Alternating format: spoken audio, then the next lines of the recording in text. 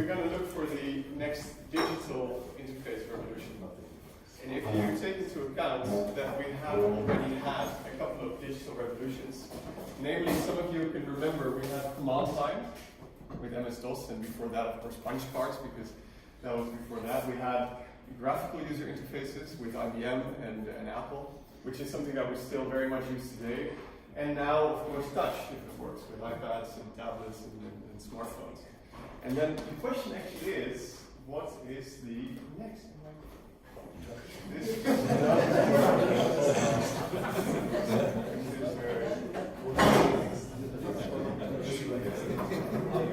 It's always fun if you talk about innovation.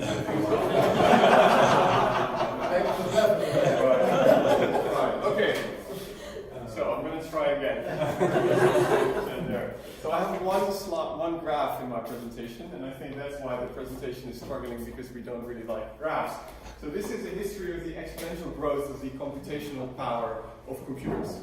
And namely, these are computers that you can buy in the store for $1,000. This is a graph from the Singularity University from Peter Diamandis, and this goes back even before we had traditional computers. But if you take this slide, and I'm going to stand on this side because it's not working, hopefully here it works a bit better. Yes, so if you expand that, in 2010, you could buy a $1,000 computer with the same computational power as there were connections in the brain of a mouse. And you're just looking at me like, what are you talking about? That's, I think, a good thing. If you take one step further, it's expected that in 2023, we will have the same amount of calculations that you can buy in a $1,000 computer as there are in a human brain, and then in 2050, in all the brains of all the people ever existed. So this is quite an exponential curve, and that is the right word for this, because it is linear growth versus exponential growth. Humans are wired to think linear, which is 1, 2, 3, 4, 5, and if you take 30 linear steps, you are 30 meters into a particular direction. But could any of you tell me where you are if you take 30 exponential steps? Does anybody want to take a guess? Please, come on. Around the world. Around? You are very correct, sir. Ah. It's actually 26 times around the globe, which is a bit more significant than one, but still you're very close. And this is the rate in which technology is growing. So if you take that into your account, we're going to talk about what is going to be the next digital revolution, which is the big question after command line and after graphical user interface and touch. Is it voice? We've heard Google Home mentioned a couple of times. You're nodding. Voice. Is it conversational UI with voice or chatbots? Is it touch? Is it haptics? Before I move into what I think it might be, and I think might is the key word here because we have lots of different possibilities, I want to quickly discuss a couple of key strategic trends for this year. Can you guys see it all right with me sitting here? Yeah? Okay. So, from Gartner, we see that it's actually spread out in 3 different things. We have intelligent digital mesh. And I'll quickly touch upon these, and then I'll dive into the main topic a bit more. So we have autonomous things, which is self-driving cars, but also self-flying drones, everything where you have artificial intelligence and somewhat a human interaction as well. All the technologies that are behind that. It's a very important trend for this year.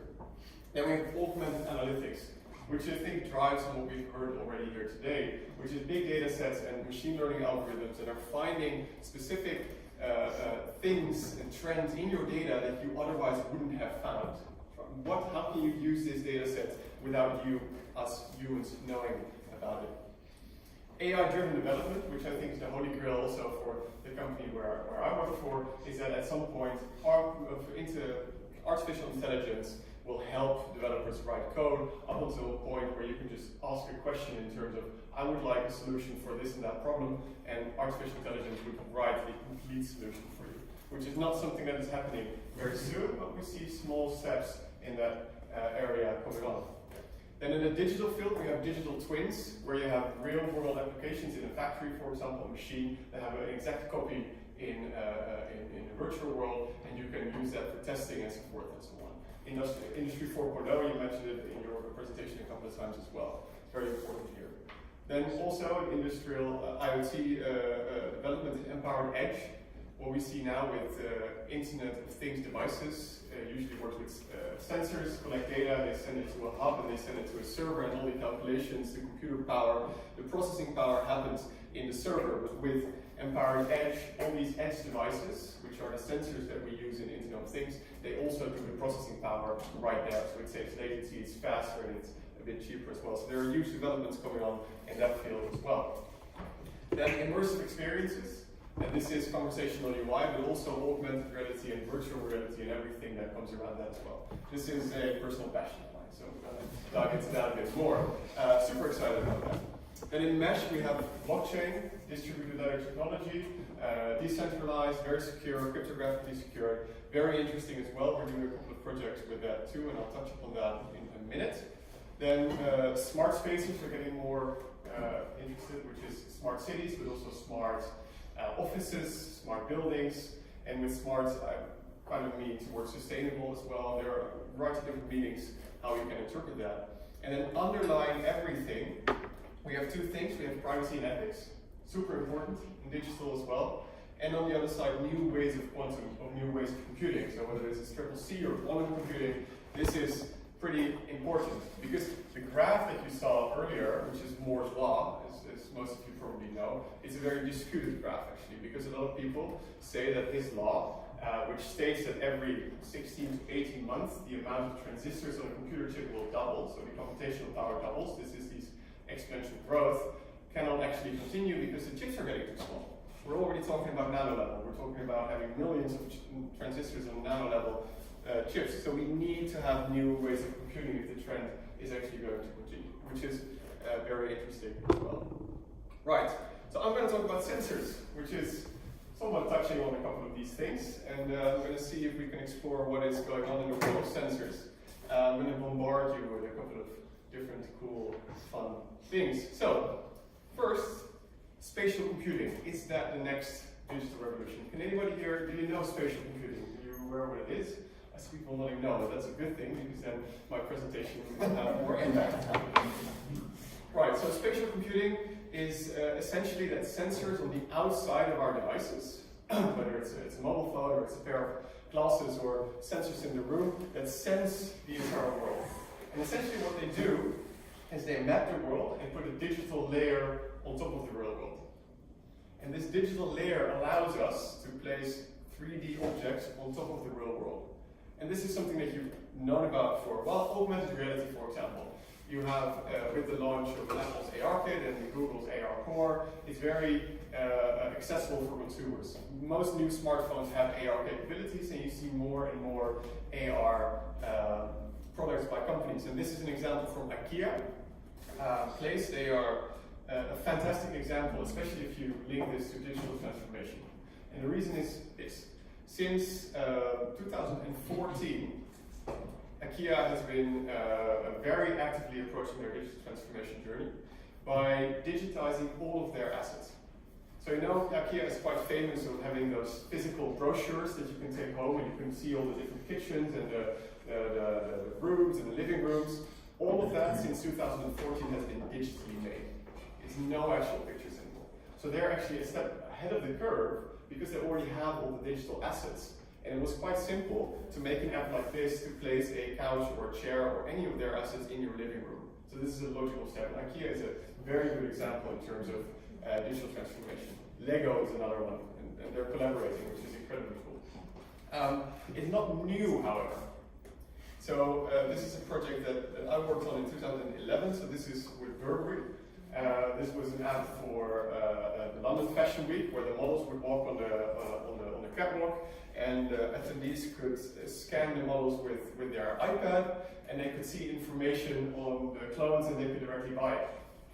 This was built on a platform called Mateo, and Mateo at a certain point got acquired by Apple, and is now the foundation for AR-Kit, which is why I know about it. And the same thing is this is for Audi Vision. This is also digital physical brochures. Created an app that you could scan the pictures, and you would bring the pictures to life with digital hotspots and learn more about the interior of the car. You could see videos on safety and maintenance and these kind of things. So this really merges the physical world and the digital world. Also built on Mateo. And then after that, Apple acquired Matteo, as I mentioned, and Matteo stopped like being available for everybody, so we had to find a new platform. That was quite difficult.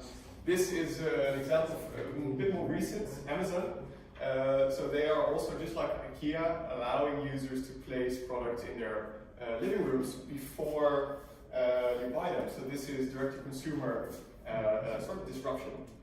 A bit more recent, this is Warby Parker. This is I see you guys now. So this is an example for glasses, whether it's sunglasses or normal prescription glasses. This is very recent, this is 2 weeks ago. They're actually using the front-facing camera of the iPhones, the latest iPhones, which has over 30,000 infrared dots to scan people's faces. They collect 85 million data points on a face and create bespoke eyewear. So this is the next step in, well, the question would be, is this the next step in direct-to-consumer marketing? I would say so. It is still pretty marketing driven and it looks really cool, but we have to find out whether this actually works because it is so new. Another example, this video was taken at CES in January this year.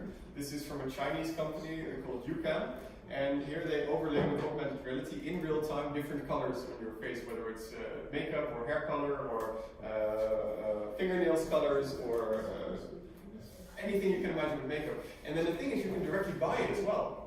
You can just quickly select it and just order it from, in China, of course, it's Alibaba, but here they link you to the Amazon.de store and you can buy it. Which is very appealing. Oh, well, look what it's different here. Anyway, so these things are all happening, yeah? But this is mobile AR that we talked about, which of course is the logical first step because we all have a mobile phone. Some of us have more mobile phones and tablets and those sort of things.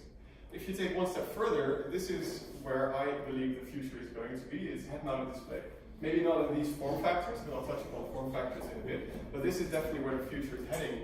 And we're now at a turning point, whether it's still a marketing thing, because in the last couple of years, if you've gone to conferences, you always see this booth with VR or different HoloLens setups showing what's possible, and a bit what I'm doing right now. But the question is it still marketing? This is on the International Space Station, by the way, which is pretty cool. And I'm wondering, have they actually used these products for something? Or was it just a nice PR stunt for marketing? You see more and more companies actually adapting these headsets in their daily operations. So this is an example from a Volvo studio, where they have a small Volvo factory, sorry. They have a small part of the factory set up for experiments and innovation, and they're seeing in what kind of sense they can increase efficiency while having these things. Is that live? No. I know who's in this. That's okay.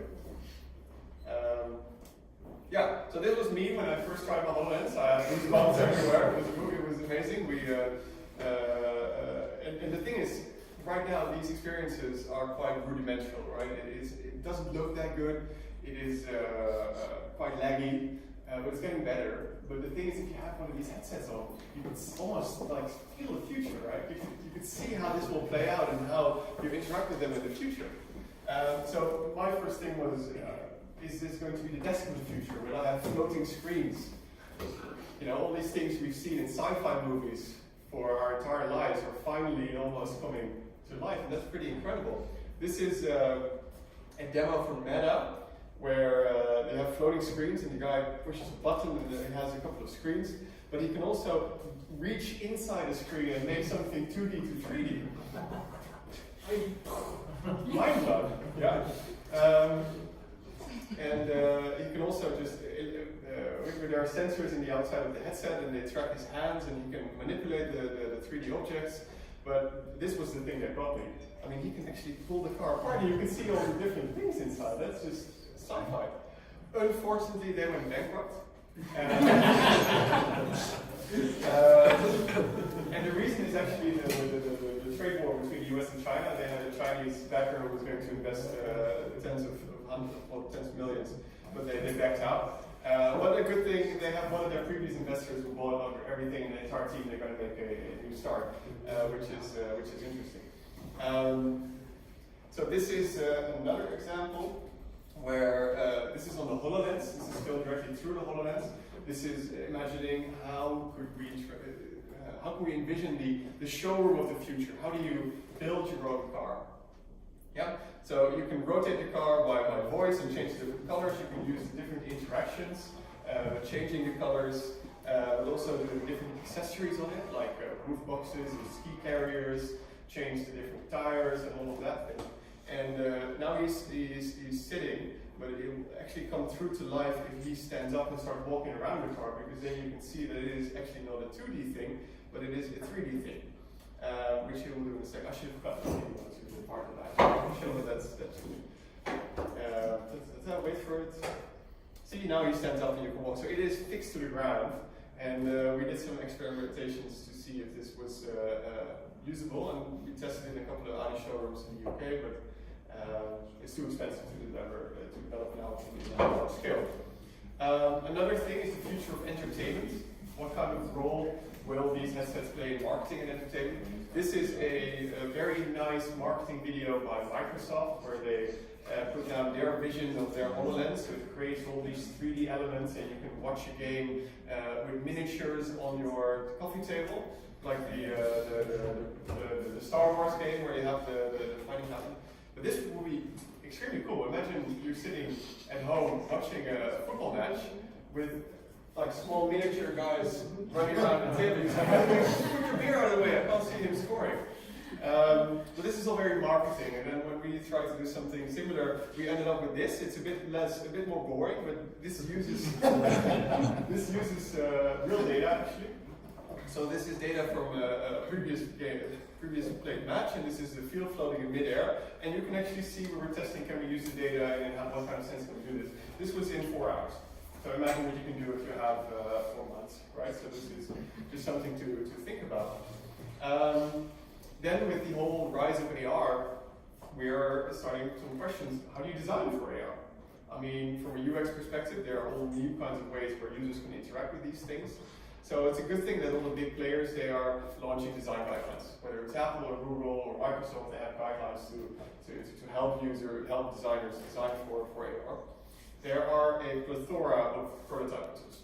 Free prototyping tools, paid for prototyping tools. You can do almost anything with prototyping tools, which is, I think, at this point, the most important thing. You need to start testing with your users. And then Adobe, late last year, launched Project Era in their Photoshop suite. So next to Photoshop, InDesign, Illustrator, you now have Era as well. So you can it's a very professional designing tool for these kind of things. And that is amazing because we need it, because user experience will radically change.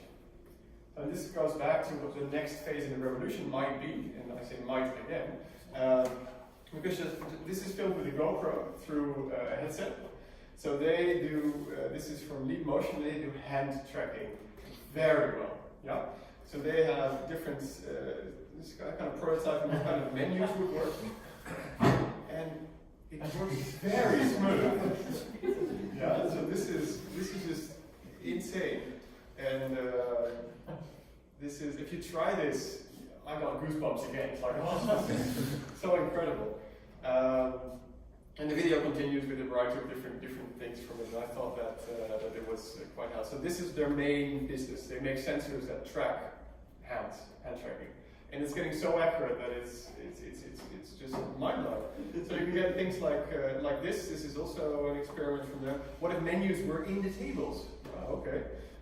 Floating screens and how button interactions would work. So yeah, I could definitely see this happening in the near future.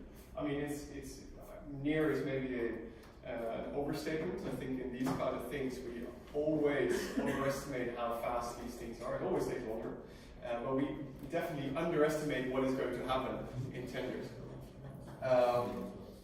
Let's see what's next. Yeah, this is the headset. It's bulky, it's massive, it's completely open source. You can download it and 3D print it at home, which is incredible. So they're opening up everything for developers. But this is where everybody goes, right? So these are the fashion glasses. They launched also a couple of weeks ago, called North, the Vocals by North. And this is basically a next generation of the Google Glass that you might remember, right? Which kind of failed, but this works according to a couple of people who got theirs, which are maybe 5 or 6 or something, it works quite well. It's not obtrusive, and this is directly in line with the vision that most people have, which is to have these kind of things, which is ubiquitous technology, which is having these new interfaces readily available, just like normal glasses. And I think the people who among us wear glasses, we are going to have an advantage because we're going to wear them anyway. Right? Okay. So, is this the next digital revolution? It might be. Who knows? I don't have the answer for that. I can just help you try to think for yourself about that as well. But we have to go from these kind of things. This is an eye tracking device. To these kind of things. This is also an eye tracking device, and this is just over a course of 3 years. From massive eye tracking to a small sensor insert of a virtual reality headset. And I'm quickly making a side jump to eye tracking, because eye tracking is one of the most important new things that are happening in augmented and virtual reality. And the reason why, well, first the premise. So Google acquired iPhones last year, Facebook the iTribe, and Apple SMI technologies. So those 3 were the leading 3 technologies in terms of eye tracking. So this just gives you a sense of the interest there is of the big corporations for eye tracking. And the reason is Foveated rendering, which is another word I'm going to ask you. Do you guys know what Foveated rendering is? And a lot of people say no. That's again a good thing because then I could explain it to you. So Foveated rendering basically means it can create a technology that works how our eyes work. How we see a couple of things that are fully focused, but our peripheral vision is blurred out and we don't see anything behind us. If you create a virtual reality experience now, you need to fully render the 360-degree experience, and therefore it requires a lot of GPU. If you can mimic human behavior by tracking where users are looking and in real time fully HD render where they are looking and blurring out the rest, you reduce the GPU requirements. You don't need as much power consumption, and it will significantly cost less money for users. So this opens up an entirely new market. So that is why the big players are moving into eye tracking technology, especially around mobile VR. And mobile VR opens up even more possibilities, and possibilities, I know, in things, for example, in enhanced retail analytics. And this is a case from Kellogg's, where they used virtual reality to scan where people were looking using mobile VR, and also where people were walking. But walking we can also do in track with mobile phones, so that's not super sexy, but this is the main thing. So they had a virtual store, and they had a target group, I think 250 people, where they placed the products in different areas, and they were looking what works best and what doesn't work best. And in the end of the results, they figured out that the product actually works best if it's on the 4th row, so it's pretty down there, instead of on the top eye level row, which is kind of counterintuitive. But the reason behind this, with this methodology, they found out that if the product was placed down there, then the user would see all of the other brands that are also owned by Kellogg's. So they have a bigger overall brand exposure. And this is something that they tested using mobile VR, so that's pretty interesting. Another thing that mobile VR enables is social virtual reality. So this is my first virtual reality selfie. I had a selfie stick and all in VR. And these are 2 of my ex-colleagues. One was in New York, in Bristol, and I was in London. And we tried to see if we could use social VR to pitch a client project to a client. It didn't work because it lagged and it was very horrible. But at least we had fun and the client could appreciate it, and then we won a pitch afterwards. So that was an interesting experience. And especially with next generation avatars. So this is a virtual human. She is an avatar representation. With an AI built in as well, so you can actually talk to her. And she looks quite real, right? So in the future, when we have these social virtual reality experiences, this is how we might look like, instead of the cartoony faces that we are having today. Right. But is this the next digital revolution? Again, I don't know, it might be. Let's have a think about that.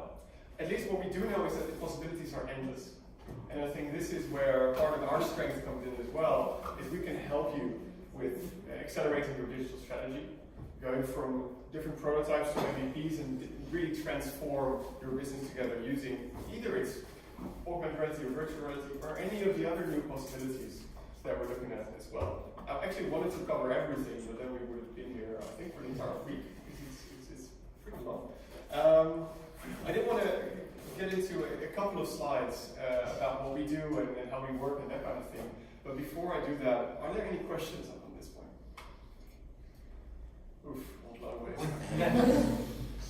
Okay, that's good. Thank you for that. So, we can be your strategic partner for businesses that want to transform, innovate, and grow through digital, which is a new area that we're setting up, and it's going to be pretty great because we help you navigate complex questions about the future. It is questions on what is the best digital roadmap, how do you use blockchain, how do you use conversational UI, what kind of things do you bundle into, how do our products and services look like in 5 years and 10 years, and how do we make sure that we're ready, how do we make sure that we're not disrupted by smaller startups who move faster, how can we be one of those faster growing companies, how do we successfully scale. I mean, one-offs, experiments, and innovation is fantastic, but how do you make sure that these innovations will stick and that you can grow with them as well? We do this through a variety of different things, and this all sounds very buzzwordy, and I know that it is, but it is sort of what we're looking at, some digital strategy, digital culture. See the digital theme coming back everywhere, which is, I think, at the core of what we do. But we're doing a lot of other things as well. So we have a software factory, we build products. We're very good at building digital things. Experience design and user design is one of our key areas of expertise as well. Do a bit of consulting, we help you, and that is where the previous slides come in as well, and then we enable you digitally with everything else. We do this through our amazing network of partners. Right? And these are only the 3 best. We have many, many more. And yeah, just a couple of examples of some of the stuff that we've done that we're proud of. If we had longer, I could go on and on through use cases and whatever, but just a couple of highlights. So for Daimler, we've been working all throughout the business units. So it's all from the factory floor all the way to C-level and board meetings and how they prepare for everything, which is a true, how do you say that? Now I forgot the word. How do you say that? Underlinement of the digital transformation, working across the entire board and changing the culture as you go as well. For VW, we have recently launched one of the world's first direct-to-consumer car platforms that people can actually buy cars and get them delivered, which is a world's first in automotive. And for Mosul, we're doing a fantastic project where we optimize their efficiency in their supply chain. And this is an experiment, and they're very willing to experiment with us, so that was absolutely a fantastic journey to go through, which is still ongoing. So back to the next digital revolution. I will invite you to let's build ourselves. Let's figure out what the next steps are going to be. And I guess that was it. Thank you. So